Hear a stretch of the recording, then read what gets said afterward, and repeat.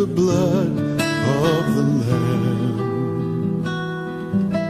I enter to worship you only. I enter to honor I am. Lord, I worship you. I worship you. Lord, I worship you. I worship you. For your name is holy, holy, Lord. For your name is holy, holy,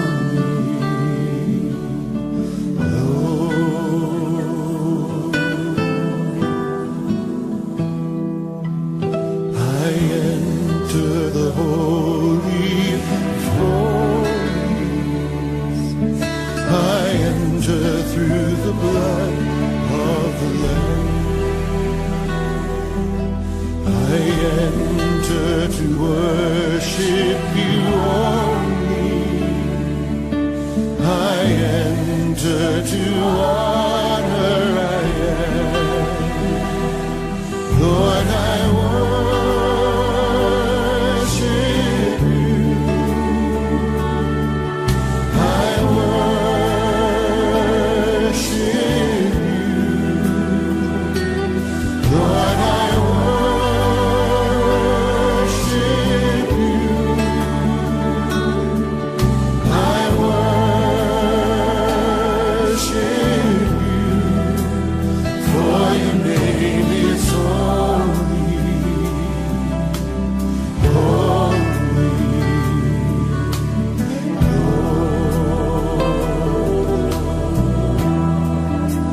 For your name is holy, holy, Lord.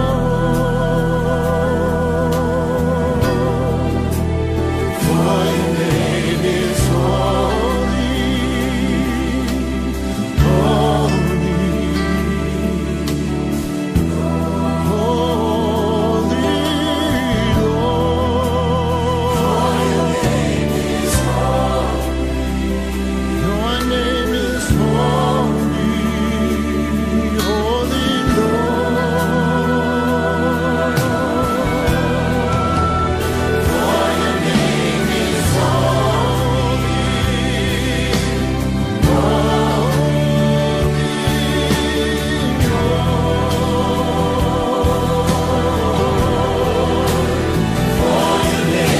is holy. Your name is holy, holy, Lord.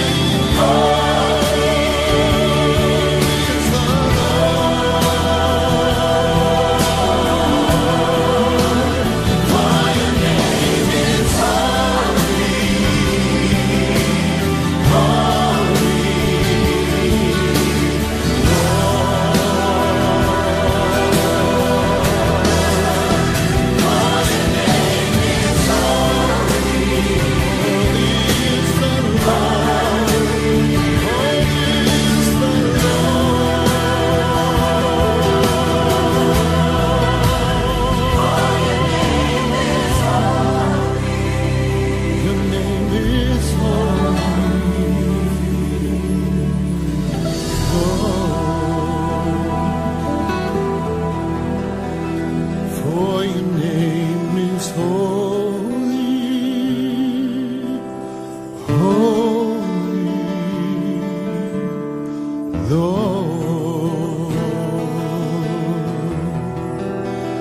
For your name is holy, so holy,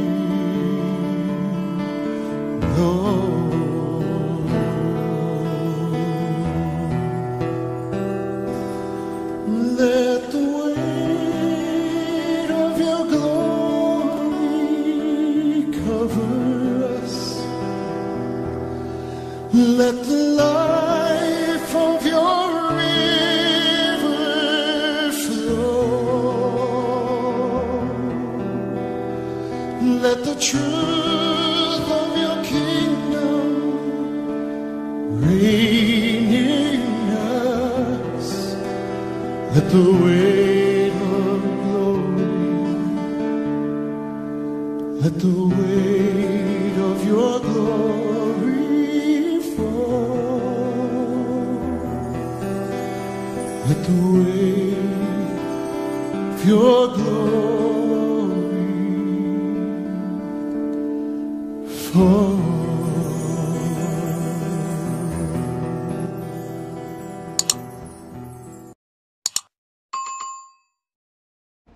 Frères et sœurs en Christ, bonsoir. Merci d'être présents ce soir pour ce temps de prière, la prière du soir, et merci pour votre fidélité à ce programme, ce temps de prière qui nous unit les uns les autres en Jésus-Christ. Prions le Seigneur. Seigneur notre Dieu, nous te remercions pour ta présence ce soir. Tu nous dis dans ta parole que lorsque 2 ou 3 personnes, nous sommes rassemblés dans le nom de Jésus, Seigneur, tu es là parmi nous. Merci pour ta présence, Seigneur, dans chaque maison, de chaque personne qui est à l'écoute et qui participe à ce temps de prière ce soir. Reste avec nous, Seigneur. Comble-nous de ta grâce et de ta bénédiction. Que Saint-Esprit de Dieu, tu puisses nous enseigner à prier. Dirige nos prières et que nos prières puissent monter vers toi comme un parfum de bonne odeur quand tu prends plaisir dans la prière, dans la louange de ton peuple. Nous te le demandons dans le nom puissant de notre Seigneur Jésus. Amen. Nous allons commencer ce temps de prière dans votre livret vert, à la page 47, la prière du soir. Prions le Seigneur. Que ma prière devant toi s'élève comme un encens, et mes mains comme l'offrande du soir. À toi le jour, Seigneur, à toi la nuit. Toi qui ajustas le soleil et les astres, c'est toi qui fixas les bords de la mer, l'hiver et l'été, c'est toi qui les formas. J'avais dit, les ténèbres m'écrasent, mais la nuit devient lumière autour de moi. Même les ténèbres pour toi n'est pas ténèbres, et la nuit comme le jour est lumière. Page 48, confession des péchés. Confessons les péchés que nous avons commis contre Dieu et notre prochain. Dieu de miséricorde, nous confessons que nous avons péché contre toi, en pensée, en parole et en acte, par ce que nous avons fait et ce que nous avons omis de faire. Nous ne t'avons pas aimé de tout notre cœur. Nous n'avons pas aimé notre prochain comme nous-mêmes.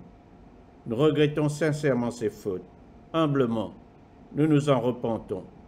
Pour l'amour de ton Fils Jésus-Christ, prends pitié de nous et pardonne-nous.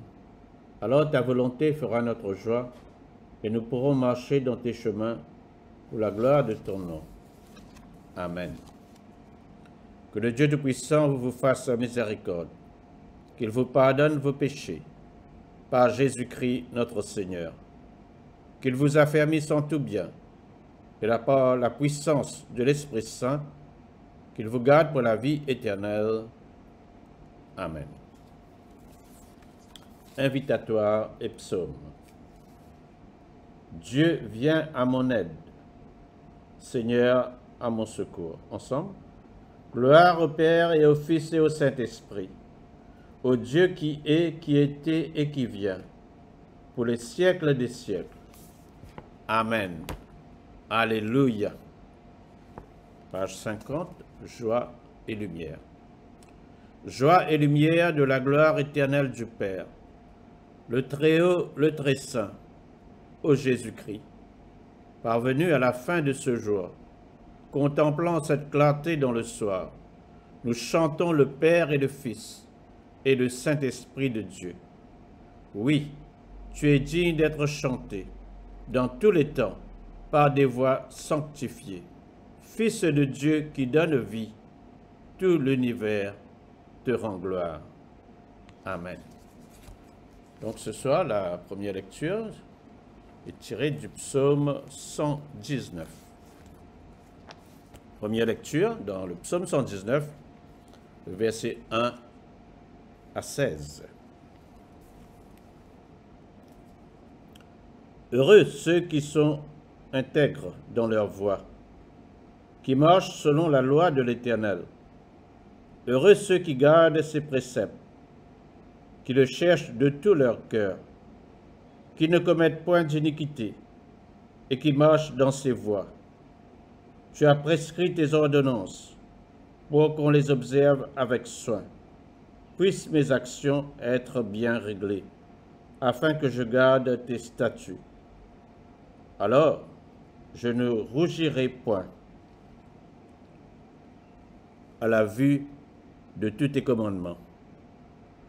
Je te louerai dans la droiture de mon cœur, en apprenant les lois de ta justice. Je veux garder tes statuts. Ne m'abandonne pas entièrement. Comment le jeune homme rendra-t-il pur son sentier? En se dirigeant d'après ta parole. Je te cherche de tout mon cœur. Ne me laisse pas égarer loin de tes commandements.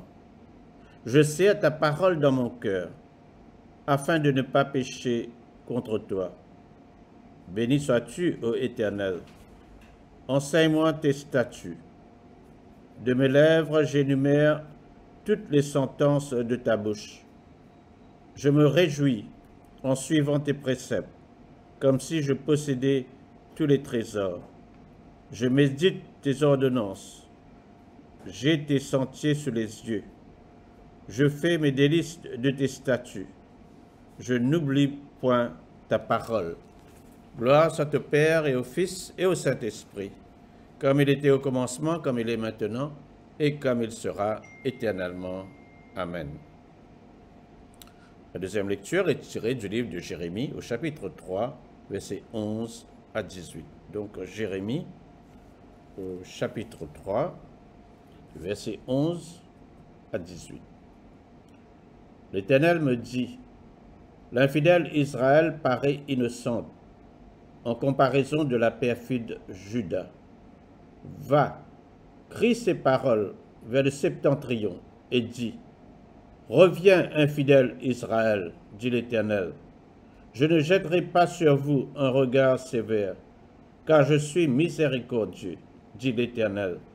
Je ne garde pas ma colère à toujours. Reconnais seulement ton iniquité. Reconnais que tu as été infidèle à l'Éternel ton Dieu, que tu as dirigé çà et là tes pas vers les dieux étrangers, sous tout arbre vert, et que tu n'as pas écouté ma voix, dit l'Éternel. Revenez, enfants rebelles, dit l'Éternel, quand je suis votre maître. Je vous prendrai, un d'une ville, deux d'une famille, et je vous ramènerai dans Sion. Je vous donnerai des bergers selon mon cœur, et ils vous paîtront avec intelligence et avec sagesse. Lorsque vous aurez multiplié et fructifié dans le pays, en ces jours-là, dit l'Éternel, on ne parlera plus de l'arche de l'alliance de l'Éternel. Elle ne viendra plus à la pensée. On ne se la rappellera plus. On ne s'apercevra plus de son absence. Et l'on ne fera point une autre. En ce temps-là, on appellera Jérusalem le trône de l'Éternel. Toutes les nations s'assembleront à Jérusalem au nom de l'Éternel. Et elles ne suivront plus les penchants de leur mauvais cœur. En ces jours-là, la maison de Juda marchera avec la maison d'Israël. Elles viendront ensemble du pays du septentrion, au pays dont j'ai donné la possession à vos pères. Parole du Seigneur. Nous rendons grâce à Dieu. La troisième lecture est tirée du livre de Jude. Jude, versets 1 à 4, 17 à 25. L'épître de Jude. Jude, serviteur de Jésus-Christ et frère de Jacques, à ceux qui ont été appelés, qui sont aimés en Dieu le Père et gardés pour Jésus-Christ. Que la miséricorde, la paix et la charité vous soit multiplié. Bien-aimés, comme je désirais vivement vous écrire au sujet de notre salut commun, je me suis senti obligé de le faire afin de vous exhorter à combattre pour la foi qui a été transmise aux saints une fois pour toutes. Car il s'est glissé parmi vous certains hommes dont la condamnation est écrite depuis longtemps. Des impies qui changent la grâce de notre Dieu en dissolution et qui renient notre seul Maître et Seigneur, Jésus-Christ. Versets 17 à 25. Mais vous, bien-aimés, souvenez-vous des choses annoncées d'avance par les apôtres de notre Seigneur Jésus. Ils vous disaient qu'au dernier temps, il y aurait des moqueurs, marchant selon leur convoitise impie. Ce sont ceux qui provoquent des divisions, hommes sensuels, n'ayant pas l'esprit. Pour vous, bien-aimés, vous édifiant vous-même sur votre très sainte foi et priant par le Saint-Esprit, maintenez-vous dans l'amour de Dieu, en attendant la miséricorde de notre Seigneur Jésus-Christ pour la vie éternelle. Reprenez les uns ceux qui contestent, sauvez-en d'autres en les arrachant du feu. Et pour d'autres encore, ayez une pitié mêlée de crainte, haïssant jusqu'à la tunique souillée par la chair. Or, à celui qui peut vous préserver de toute chute et vous faire paraître devant sa gloire irrépréhensible et dans l'allégresse, à Dieu seul notre Sauveur, par Jésus-Christ notre Seigneur, soit gloire, majesté, force et puissance, dès avant tous les temps, et maintenant, et dans tous les siècles. Amen. Parole du Seigneur. Nous rendons grâce à Dieu. Et chers frères et sœurs en Christ, le partage que je voudrais faire ce soir est tiré du livre de Jude. Jude, qui était le demi-frère de notre Seigneur Jésus.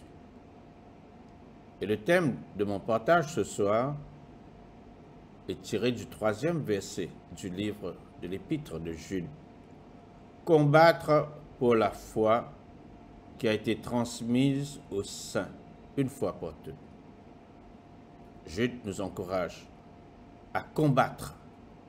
Combattre pour cette foi qui nous a été transmise une fois pour toutes. Frères et sœurs, nous vivons dans un monde qui ne croit plus à la vérité absolue de la parole de Dieu contenue dans la Bible. Un monde où tout est remis en question. Un monde où certains essayent d'appliquer le raisonnement humain, la logique humaine à l'écriture sainte. Nous vivons dans un monde où on questionne même les écrits de la Bible. Un monde qui croit de moins en moins au surnaturel, aux miracles et aux prodiges dont nous parle la Bible.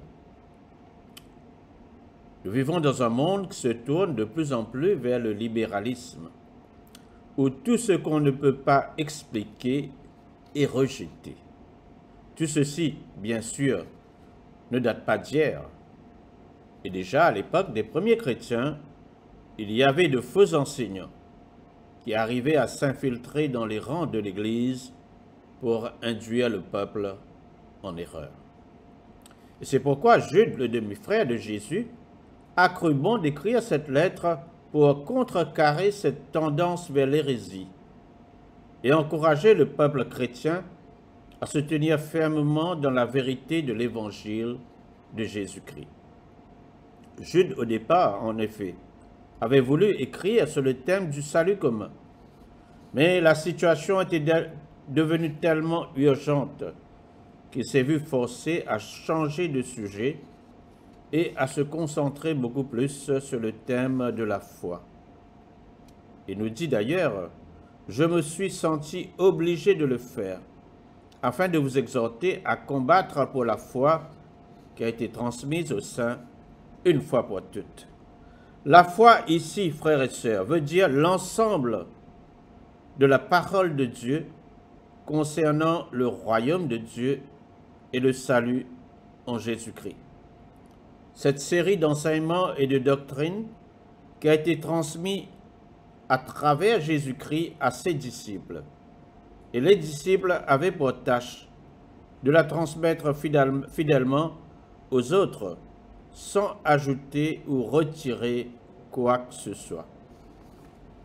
La parole de Dieu, d'ailleurs, nous le dit dans l'Apocalypse, chapitre 22, versets 18 et 19. « Je le déclare à quiconque entend les paroles de la prophétie de ce livre. Si quelqu'un y ajoute quelque chose, Dieu le frappera des fléaux décrits dans ce livre. Et si quelqu'un retranche quelque chose des paroles du livre de cette prophétie, Dieu retranchera sa part de l'arbre de la vie et de la ville sainte décrits dans ce livre. » Nous ne sommes pas appelés à ajouter et à retirer ce qu'il y a dans la Bible. Nous sommes appelés à accepter la Bible dans toute son intégralité comme étant la parole de Dieu. Quelle devrait donc être notre réaction par rapport aux pressions des autres pour modifier le contenu de la Bible ou les doctrines de base de la foi chrétienne?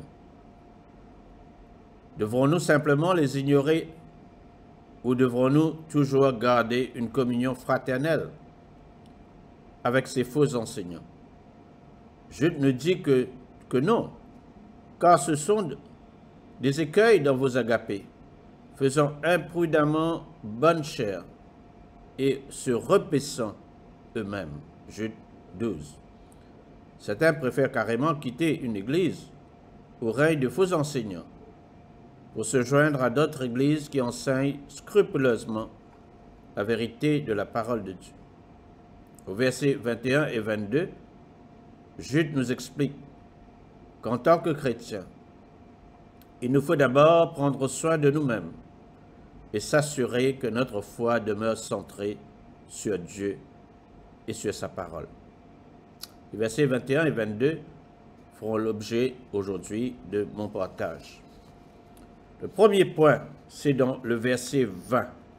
« Pour vous, bien-aimés, vous édifiant vous-même sur votre très sainte foi. » Pour vous, bien-aimés, vous édifiant vous-même sur votre très sainte foi.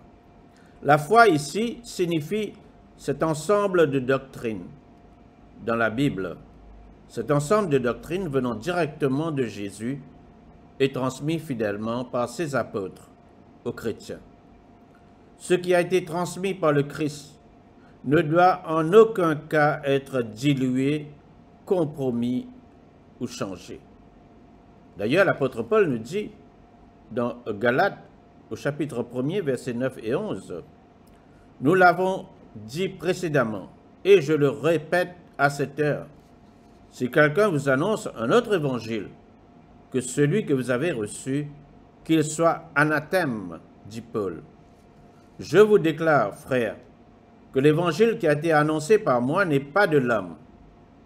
Elle est de Dieu, bien sûr. Cette foi est sainte, car elle vient directement de Dieu, qui est 3 fois saint. Ce que la Bible nous demande, c'est de défendre l'évangile en l'enseignant dans son intégralité, sans crainte de personne. Nous devons avoir une confiance totale dans la parole de Dieu, la mettre en pratique en vivant selon sa parole, afin que toute notre vie, nos pensées, nos actions, nos motivations, nous puissions marcher pendant toute notre vie dans une direction qui nous rendra de plus en plus conformes à Jésus-Christ.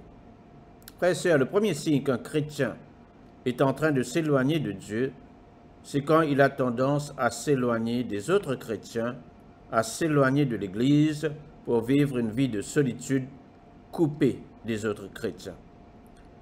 Nous devons par tous les moyens essayer de les ramener à l'assemblée des chrétiens, car un chrétien ermite n'existe pas dans le plan de Dieu. Dieu nous a appelés à former partie de la famille de Dieu qui est l'Église.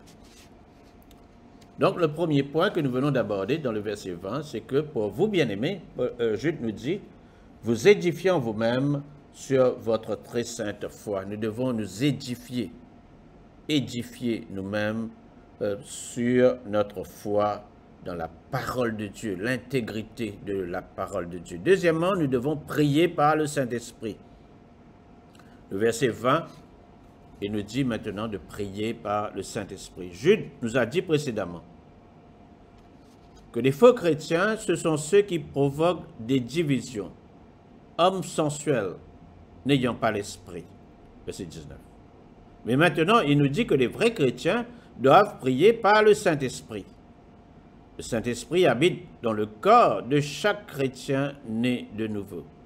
D'ailleurs, c'est ce que l'apôtre Paul nous l'affirme dans 1 Corinthiens au chapitre 6, verset 19. Ne savez-vous pas que votre corps est le temple du Saint-Esprit qui est en vous, que vous avez reçu de Dieu, et que vous ne vous appartenez point à vous-même. Le Saint-Esprit habite en nous. Et une des fonctions du Saint-Esprit, c'est de nous convaincre du péché, afin de nous ramener à la repentance. Jude est particulièrement concerné par le manque de prière dans la vie des chrétiens. Face aux attaques contre la vérité et l'intégrité de la parole de Dieu, Jude nous demande de prier afin que nous ne dévions pas de notre foi et de notre espérance. Pour les nouveaux chrétiens, nous devons prier pour qu'ils soient enracinés dans la parole de Dieu.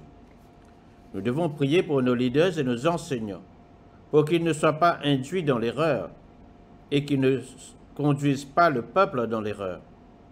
Et pour ceux qui se sont égarés, prions pour qu'ils puissent retourner à la vérité de l'Évangile. Donc d'abord, il nous faut nous édifier dans la foi, dans notre foi qui a été transmise par Jésus-Christ. Deuxièmement, il nous faut prier par le Saint-Esprit. Et troisièmement, Jude nous demande de nous maintenir dans l'amour de Dieu. Le verset 21, « Maintenez-vous dans l'amour de Dieu. » L'amour de Dieu. L'attitude de base de Dieu vis-à-vis de l'homme, c'est son amour, sa passion pour nous sauver de nos péchés et son indignation face à notre obéissance. Dieu nous a d'ailleurs donné la promesse du salut. Dans Jean 3,16, nous lisons que Dieu a tant aimé le monde qu'il a donné son Fils unique, afin que quiconque croit en lui ne périsse point, mais qu'il ait la vie éternelle. Et maintenant, Dieu demande à ce que nous lui démontrons en retour notre amour. Et comment démontrer notre amour pour Dieu? C'est par notre obéissance. L'amour de Dieu nous presse, nous dit l'apôtre Paul, dans 2 Corinthiens au chapitre 5, verset 14. Et Paul nous dit que les Éphésiens prient, et Paul prie pour que les Éphésiens puissent comprendre la largeur, la longueur, la hauteur et la profondeur de l'amour de Dieu. De l'autre côté, Jésus nous demande, dans Jean chapitre 15, versets 9 à 10, « Comme le Père m'a aimé, moi aussi, je vous ai aimé. Demeurez dans mon amour. Si vous gardez mes commandements, vous demeurerez dans mon amour, de même que j'ai gardé les commandements de mon Père et que je demeure dans son amour. » Comment demeurer? Comment se maintenir dans l'amour de Dieu? C'est lorsque nous obéissons au commandement de Dieu. Jude nous a écrit sur les deux faces de l'amour. Au verset 1, il nous dit que nous sommes aimés en Dieu le Père et gardés pour Jésus-Christ. Mais maintenant, au verset 21, il nous demande de nous maintenir dans l'amour de Dieu. Et la manière de le faire, c'est obéir à Dieu constamment. Si nous voulons savoir ce qui se passerait à ceux qui ne se maintiennent pas dans l'amour de Dieu par l'obéissance, nous avons des exemples flagrants.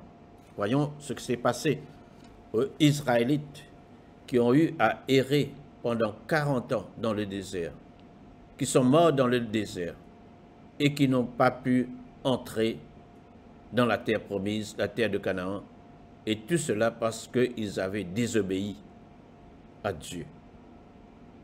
Voyons ce qui s'est passé aux habitants de Sodome et Gomorrhe qui se sont détournés de Dieu et qui se sont adonnés au péché. Dieu a détruit Sodome et Gomorrhe.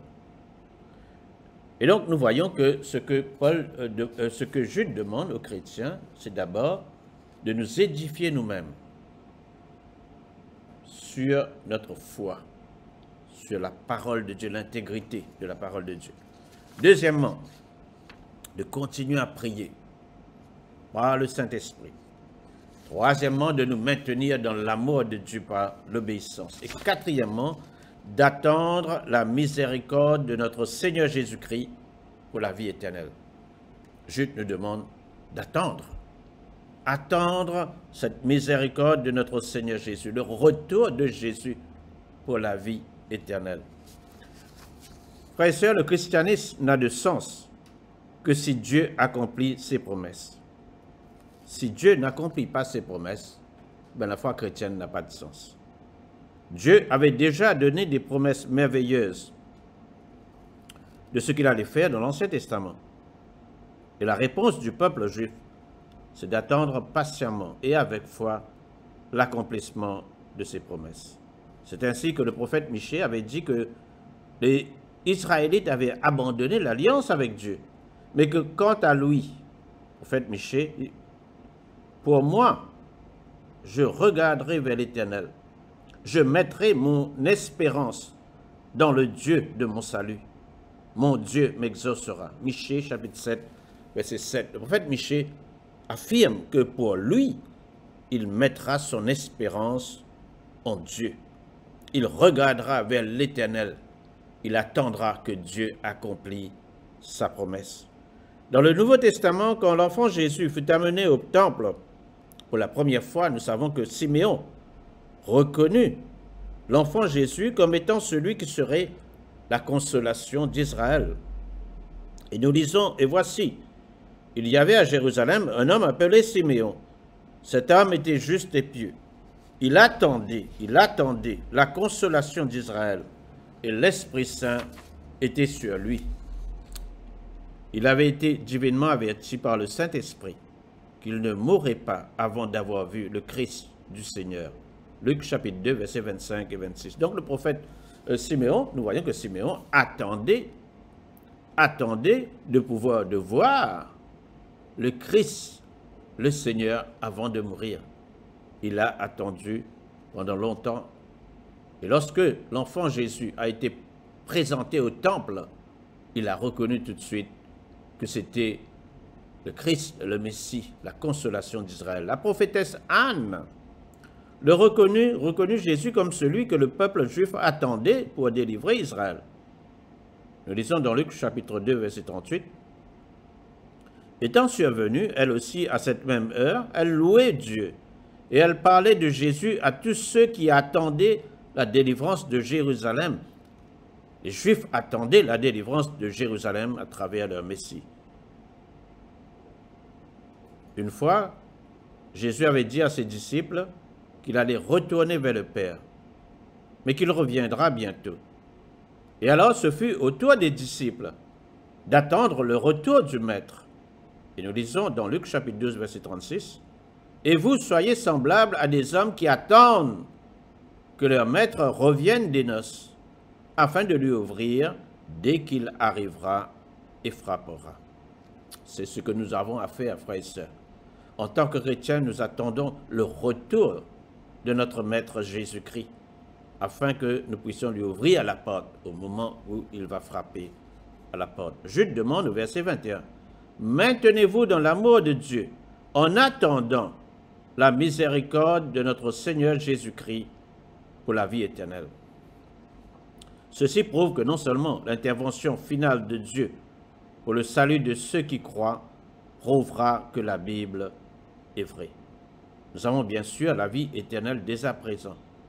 À partir du moment où nous acceptons Jésus-Christ dans notre vie comme Seigneur et Sauveur, nous avons la vie éternelle. La Bible nous dit que celui qui a le Christ a la vie. Mais malheureusement, sur cette terre, nous faisons toujours l'expérience de la vie humaine étant dans notre corps humain, dans notre corps physique. Et nous sommes dominés sur cette terre par des épreuves et des batailles incessantes. Mais un jour, au retour de Jésus, nous ressusciterons dans un corps glorieux, immortel et incorruptible. Et nous n'aurons plus à faire face ni à la mort, ni à la maladie, ni à la souffrance, ni aux épreuves de la vie. Mais nuit et jour, nous allons adorer le Seigneur. Pour nous chrétiens aujourd'hui, nous attendons le retour du Christ pour nous délivrer de ce corps mortel et nous revêtir d'un corps immortel et glorieux. Et ainsi, nous serons toujours avec le Seigneur, dans sa présence et en adoration éternelle. Saint, Saint, Saint est le Seigneur. Gloire soit au Père, gloire à Dieu, gloire à Jésus-Christ, que notre Seigneur est fidèle. Le Seigneur Jésus va revenir bientôt. Oui, Seigneur, reviens bientôt. Et au retour de Jésus, il y aura la résurrection des morts. Au retour de Jésus, nous ressusciterons dans un corps glorieux, immortel, incorruptible.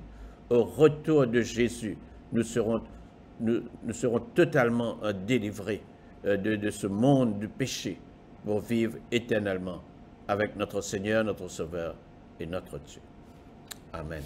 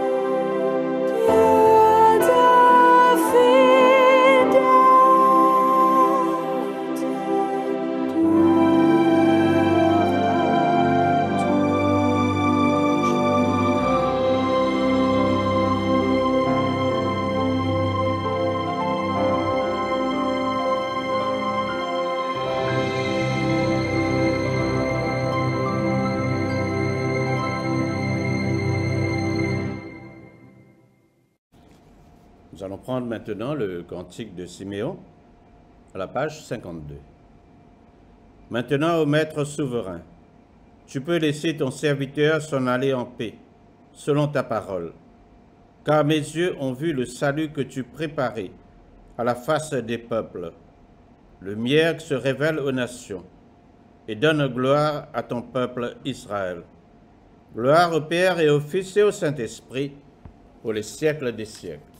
Amen. À la page 53, le symbole des apôtres. Ensemble, je crois en Dieu le Père Tout-Puissant, Créateur du ciel et de la terre, et en Jésus-Christ, son Fils unique, notre Seigneur, qui a été conçu du Saint-Esprit, est né de la Vierge Marie, a souffert sous Ponce Pilate, a été crucifié, est mort et a été enseveli, est descendu aux enfers, le troisième jour est ressuscité des morts, est monté aux cieux, est assis à la droite de Dieu le Père Tout-Puissant, d'où il viendra juger les vivants et les morts. Je crois en l'Esprit Saint, à la Sainte Église catholique, à la communion des saints, à la rémission des péchés, à la résurrection de la chair et à la vie éternelle. Amen. Page 54. Prions le Seigneur. Le Seigneur soit avec vous et avec votre esprit. Nous allons dire ensemble cette prière que notre Seigneur Jésus nous a enseignée, le Notre Père. Notre Père, qui es aux cieux, que ton nom soit sanctifié, que ton règne vienne, que ta volonté soit faite sur la terre comme au ciel. Donne-nous aujourd'hui notre pain de ce jour. Pardonne-nous nos offenses, comme nous pardonnons aussi à ceux qui nous ont offensés. Et ne nous soumets pas à la tentation, mais délivre-nous du mal. Car c'est à toi qu'appartiennent le règne, la puissance et la gloire, dans les siècles des siècles. Amen. Nous allons prendre la série d'invocations A. Fais-nous voir, Seigneur, ton amour, et donne-nous ton salut. Revêt tes prêtres de justice, que tes fidèles crient de joie. Donne la paix, Seigneur, à toute la création. Toi seul peux nous donner de vivre en sûreté. Seigneur, sois le gardien de cette nation, et guide-nous dans les voies de la justice et de la vérité. Que ton chemin soit connu sur la terre, et ton salut parmi toutes les nations. Que le pauvre ne soit pas oublié pour toujours. Que jamais ne périsse l'espoir des malheureux. Crée en nous un cœur pur, ô Dieu. Que ton Saint-Esprit nous soutienne. Amen. Nous allons prendre les collectes à la page 56 et 57. La collecte pour demander la protection divine. Ô Dieu, tu es la vie de tous les vivants, la lumière des croyants, la force de ceux qui peinent et le repos des défunts. Nous te rendons grâce pour les bienfaits de ce jour qui s'achève et nous implorons ta protection pour la nuit qui vient. Conduis-nous en sûreté jusqu'aux heures du matin. Nous te le demandons par celui qui est mort et ressuscité pour nous, ton Fils Jésus-Christ, notre Sauveur. Amen. Reste avec nous, Seigneur, car il se fait tard, et déjà le jour baisse. Sois notre compagnon sur la route, enflamme notre cœur, ravive notre espérance, pour que nous te découvrions dans les Écritures et dans le pain partagé. Nous te le demandons dans ta tendresse. Amen. Ô Dieu qui manifeste dans tes serviteurs les signes de ta présence, envoie sur nous ton esprit d'amour, que ta grâce abondante augmente en nous, dans le partage et le don. Par Jésus le Christ, notre Seigneur. Amen. Page 58, action de grâce générale. Ensemble. Dieu Tout-Puissant, Père de miséricorde, nous te rendons grâce de ta bonté et de ton amour envers nous, tes serviteurs indignes, et envers tous ceux que tu as faits. Nous te bénissons parce que tu nous as créés, tu nous protèges et tu nous combles des bienfaits de cette vie. Mais surtout parce que dans ton amour inépuisable, tu as racheté le monde par ton Fils Jésus-Christ. Et tu nous donnes les moyens de recevoir ta grâce et l'espérance de la gloire sans fin. Nous t'en prions, rends-nous sensibles à ta miséricorde, pour que nous te rendions gloire d'un cœur reconnaissant, non seulement de nos lèvres, mais par toute notre vie, en nous mettant à ton service et en marchant devant toi dans la justice et la sainteté, tout au long de nos jours. Nous te le demandons par ton Fils Jésus le Christ notre Seigneur. Amen. La prière de Saint Jean Chrysostome. Dieu Tout-Puissant, toi qui nous as accordé la grâce de t'adresser d'un cœur unanime notre prière commune, tu as promis par ton Fils que lorsque 2 ou 3 se réuniraient en son nom, tu serais au milieu d'eux. Comble maintenant, Seigneur, nos désirs et nos vœux, selon ce qui nous est utile. Donne-nous en cette vie la connaissance de la vérité, et dans le monde à venir, la vie éternelle. Amen. Bénissons le Seigneur. Nous rendons grâce à Dieu. La grâce de Jésus-Christ notre Seigneur, l'amour de Dieu le Père et la communion de l'Esprit Saint soient toujours avec nous. Amen. Seigneur Dieu Tout-Puissant, nous te remercions, Seigneur, pour ce temps de prière. Merci, Seigneur, pour ta grâce, ta bénédiction sur chacun d'entre nous. Seigneur, merci de nous combler, Seigneur, de tous tes bienfaits. Veille sur nous, Seigneur, comme la prunelle de tes yeux, Seigneur. Accorde à chacun d'entre nous un sommeil paisible ce soir, et que demain matin, nous puissions nous réveiller en pleine forme. Renouvelle tes bontés chaque jour dans notre vie, dans le nom puissant de Jésus-Christ. Amen. Voilà, frères et sœurs, nous sommes arrivés à la fin de ce temps de prière. Je vous souhaite une bonne nuit. Au revoir.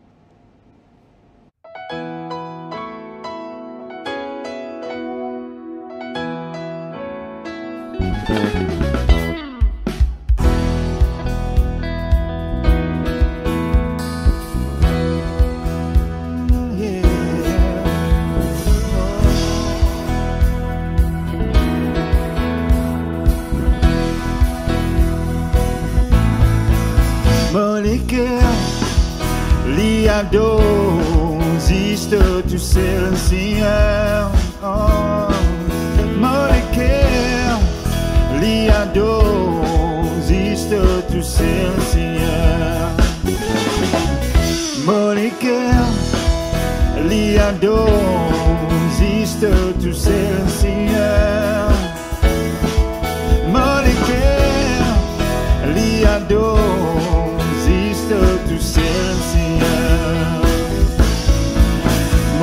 Adore-toi, adore-toi, adore-toi, Seigneur.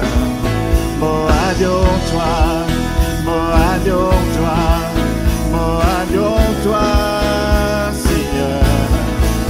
Molécaire, liadosiste, tu sais le Seigneur. Molécaire, liadosiste, tu sais le Seigneur. Mo louez-toi,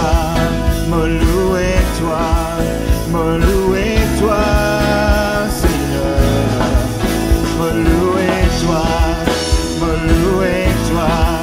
Mo louez-toi, Seigneur.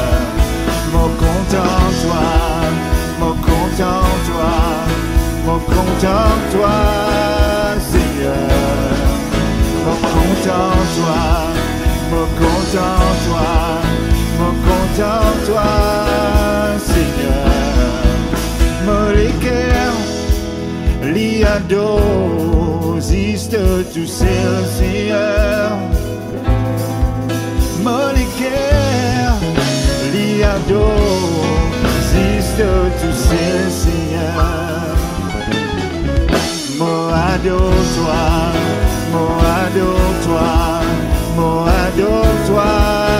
Seigneur. Mo adore-toi,